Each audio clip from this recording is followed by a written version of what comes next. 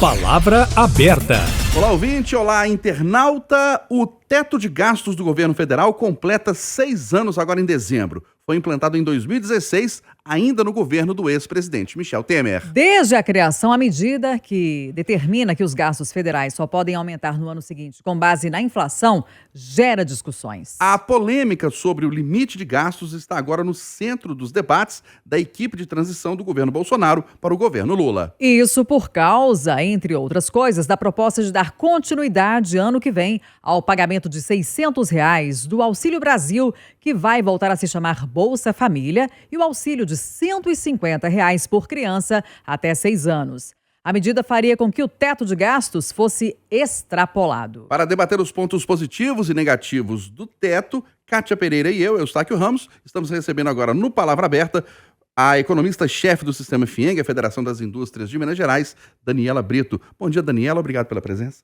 Bom dia, Eustáquio, bom dia, Kátia, bom dia, professor Paulo e os ouvintes da Itatiaia. Bem-vinda, vamos dar as boas-vindas também a Paulo César Feitosa, economista, professor universitário, integrante do Movimento Economistas pela Democracia e servidor aposentado do Banco Central. Ótimo sábado, obrigada pela presença aqui no Palavra Aberta. Bom dia, Kátia, bom dia, Eustáquio. É um prazer muito grande estar aqui. Bom dia a todos os ouvintes, especialmente para podermos discutir, debater e aprender um pouco com a doutora Daniela. Começando então com a Daniela, representando a FIENG. Daniela, o teto de gastos é indispensável para o Brasil? Uma âncora fiscal é indispensável para o Brasil. Nós precisamos de lembrar que o nosso país ele conviveu durante muitos anos com a inflação. A inflação é uma anomalia econômica que prejudica muito os mais pobres, porque corrói o poder de compra das pessoas e esse nível de população de baixa renda é o que mais sofre com a inflação. Então, o controle dos gastos públicos ele é fundamental para garantir a estabilidade da moeda, porque o gasto descontrolado, como foi, nós convivemos com ele no passado, de estados, municípios e do governo federal, ele estimulava muito a demanda, estimulava muito o consumo e promovia esse quadro de inflação que a gente precisa de garantir que ele não volte mais. Então, independente do nome ser teto de gastos ou não, a questão o país conviver, definir uma âncora fiscal é muito importante para que a gente não conviva novamente com um quadro que prejudica principalmente os mais pobres. Antes de passar a palavra para o professor Paulo Feitosa, ainda gostaria de abordar a senhora no seguinte. No momento, a gente tem uma inflação alta no país, né? Nesses 6 anos de vigência do teto de gastos, qual que é o resultado que vocês economistas fazem? Qual que é a avaliação que vocês fazem desse resultado? Olha, a gente pode avaliar o quadro sob o ponto de vista de vários aspectos, né? Nós vivemos no governo Dilma uma matriz macroeconômica diferente da que foi retomada agora no governo Bolsonaro, que é de meta de inflação, resultado superávit fiscal e câmbio livre. Então, esse conjunto, esse arcabouço econômico, ele, na nossa visão, ele tem impactos positivos para a economia, porque ele gera um nível de insegurança menor, e com uma insegurança menor, o investimento, que é fundamental para o crescimento econômico, ele vem. Ele foi também garantido e somado à questão da matriz macroeconômica, né, nesses moldes que eu acabei de citar. Nós convivemos também com reformas estruturantes que foram muito importantes. Então, a gente vale citar aí a reforma da Previdência e outros marcos do saneamento, mas falando do ponto de vista determinantes para crescimento econômico, essas reformas da Previdência ela foi importante porque, juntamente com esse arcabouço da matriz macroeconômica, ele possibilitou o ajuste fiscal, porque a gente estava convivendo com um nível de crescimento da dívida pública muito explosivo, muito grande, e isso limitou muito a perspectiva de investimento do próprio setor público e do setor privado. Então, sendo mais objetiva na minha pergunta, Kátia, na sua pergunta, eu diria que não dá para a gente falar somente do efeito do teto de gastos. Ele foi importante, eu acredito que o teto de gastos ele precisa de ser revisado, né, precisa de ser aprimorado, mas houve também outros pontos que foram positivos para a economia e outros pontos que prejudicaram uma análise mais abrangente, como, por exemplo, a questão da pandemia de Covid-19, que foi um ponto, né, que ninguém esperava e a gente conviveu com situações das mais complexas possíveis. Passando a palavra para o professor Paulo César Pedrosa, o senhor, professor, é a favor de que, em alguns casos, o teto de gastos seja extrapolado, como, por exemplo, para manter o Auxílio Brasil em R$ 600 e para outras medidas sociais? Bom, Eustáquio, eu gostaria de começar a resposta a você recordando um pouco a gênese desta emenda constitucional que transformou-se na Lei do Teto do Gasto. Ela se deve a gastos considerados elevados e excessivos e crescentes que o governo federal veio fazendo desde 2002, especialmente desde 2002 até 2015, na questão do governo Dilma. Samuel Pessoa, que é um economista que eu poderia classificar como mais de centro, não é um economista radical, com posições radicais, ele mesmo chegou a publicar em artigos de imprensa que esses aumentos de gastos eram porque os governos estavam tentando tirar da letra da Constituição e concretizar aquilo que estava na Constituição em termos de direitos e de conquistas que deveriam ser efetivamente postas à disposição da população. Então, na verdade, os gastos não estavam sendo excessivos ou, numa ótica, eles estavam simplesmente dando concretização, formalização real àquilo que a Constituição já previa como direitos aos trabalhadores, à população brasileira de maneira geral.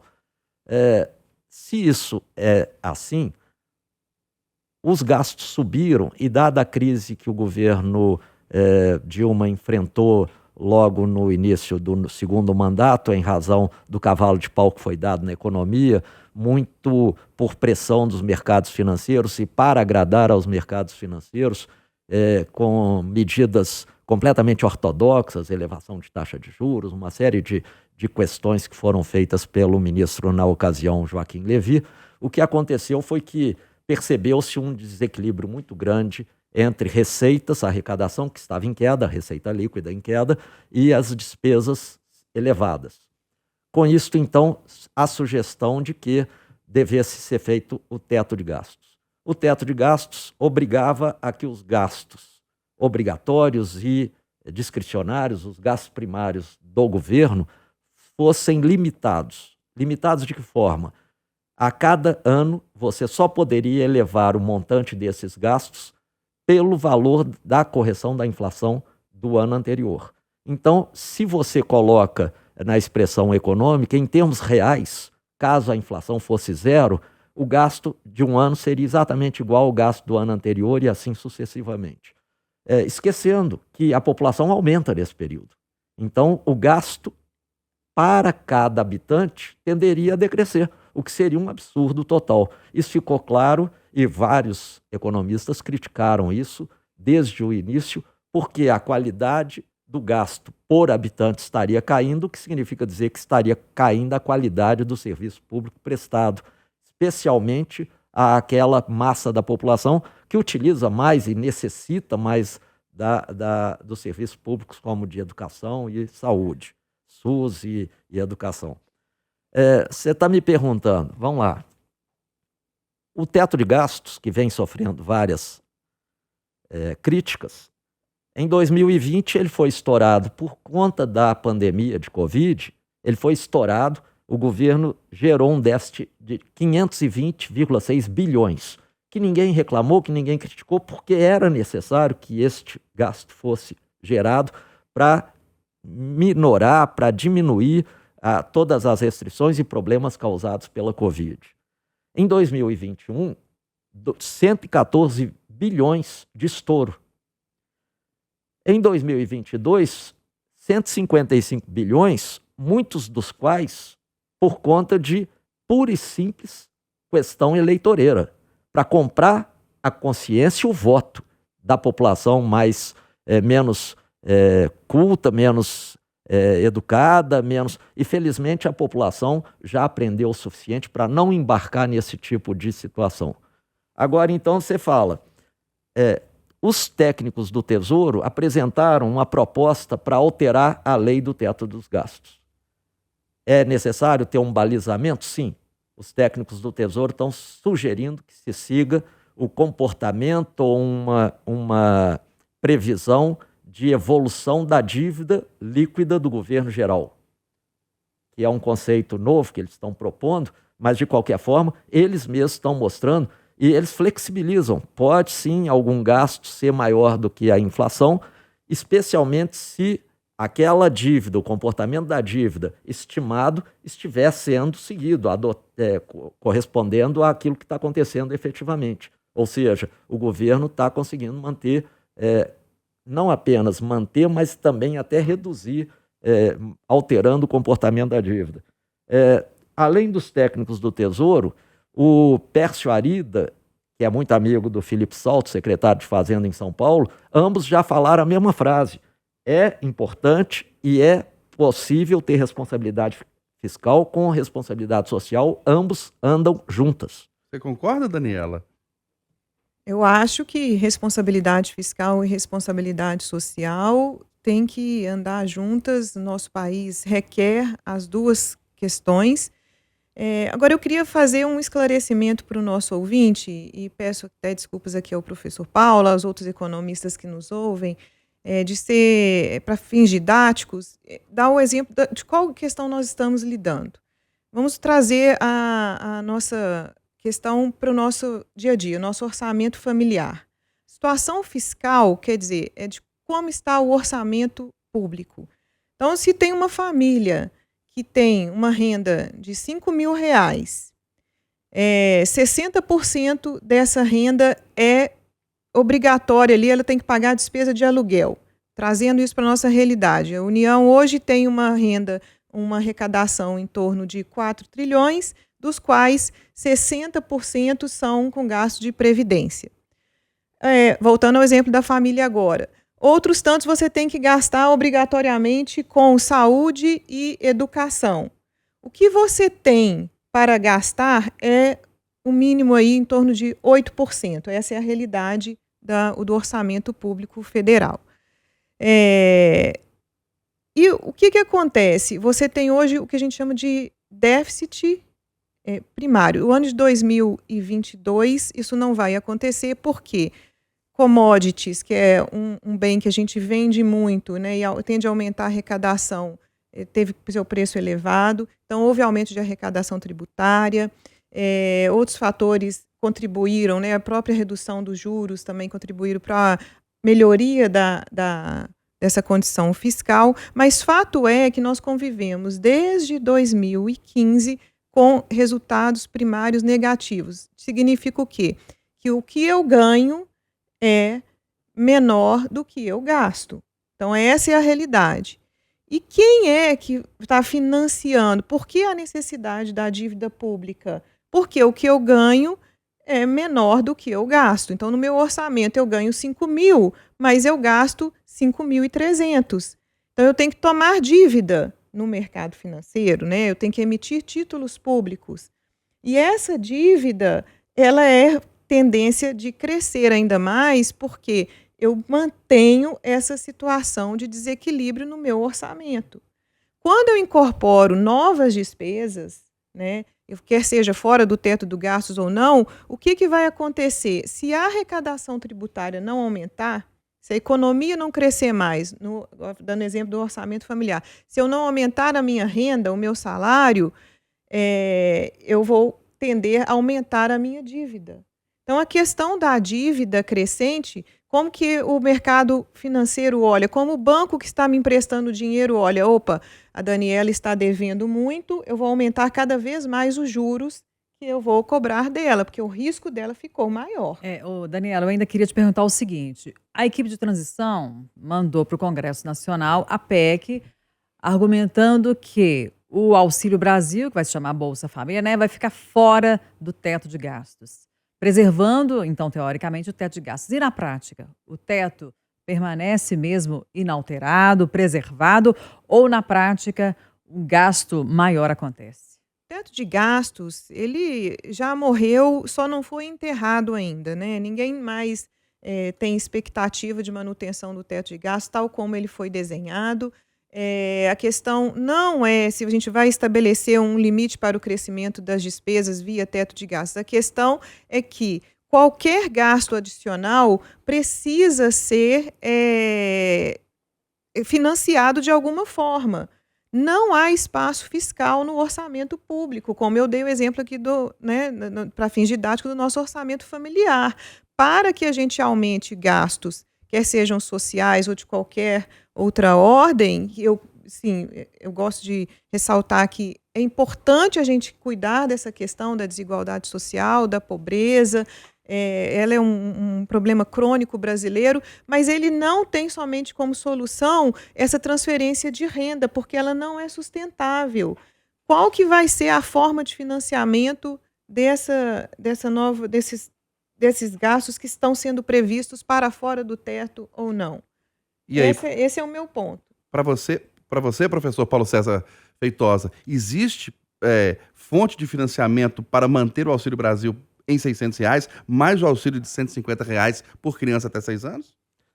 Existem, e tem gente na comissão de transição que tem mostrado isto. O professor André Lara Rezende mesmo é um que mostra claramente que investimentos públicos deveriam estar fora do teto, como esses gastos para pagamento de Auxílio Brasil de R$600 e R$150 por criança até 6 anos de idade, que é necessário para a manutenção da segurança alimentar até das famílias, e também investimento público, porque do mesmo jeito que qualquer família e qualquer empresa não funciona só com os recursos próprios que ela possui, especialmente as empresas, elas se financiam com capital de terceiros, com capital externo, e basta que, para ter esse crédito concedido, basta que os projetos que elas pretendem investir tragam lucratividade maior do que uma taxa de retorno maior do que aquela que custou a taxa de juros do financiamento. Mas eu queria chamar a atenção para um detalhe. É muito curioso a gente colocar o exemplo da família ou do indivíduo, porque ele ganha, se ele gastar mais do que o que ele ganhava de renda, ele vai se endividar, vai acabar se encalacrando, não vai dar conta vai se tornar inadimplente, não vai dar conta de sair dessa situação que ele está. Se todas as famílias querem crescer, elas deveriam sempre gastar muito menos do que sua renda para fazer aquele chamado famoso pé de meia, que permitiria lá na frente aplicarem ou terem condições de comprarem, adquirirem bens mais de valor mais elevado, como casa, apartamento, local de residência, às vezes até uma terra. A questão toda é que se todo mundo fizesse assim e pensasse assim, o que aconteceria é que a renda feita num ano e que virou recursos pagos aos trabalhadores não voltaria ao mercado como demanda, não haveria, portanto, para quem vender, e, portanto, a produção se encerraria ou se reduziria àquele montante que foi o gasto. Então, assim, nós estamos condenando o país a entrar numa espiral de queda, que é o que todo mundo sabe e todo manual chama de, no primeiro ano de escola de economia, todo manual já apresenta o chamado sofisma da composição. O que é bom para um não necessariamente funciona para o todo. O que acontece é que o governo tem algumas facilidades e algumas vantagens sobre o conjunto de famílias, porque ele pode emitir tanto dinheiro quanto título de dívida. Ele pode emitir dinheiro, que também é um título de dívida, embora pouca gente entenda isto, e ele pode emitir se financiando no mercado. E não tem nenhuma dificuldade para se financiar. Haja vista o fato de que o governo japonês deve mais de 200% do seu PIB. O governo americano deve mais de 115% do seu PIB. Mas por que outras economias têm credibilidade e o Brasil só que não? Então, assim, essa amarra orçamentária, como diz bem o professor André Lara Rezende, é a grande camisa de força ideológica. Mas dá para comparar a economia do Brasil, a economia do Japão e dos Estados Unidos, professor? A questão toda é a seguinte: os mesmos problemas e entraves que existem na economia americana hoje, existem na economia brasileira. O grau de desigualdade de renda, o grau de concentração de renda, o grau de problemas que eles enfrentam é tão grande, tão elevado quanto os que a gente enfrenta.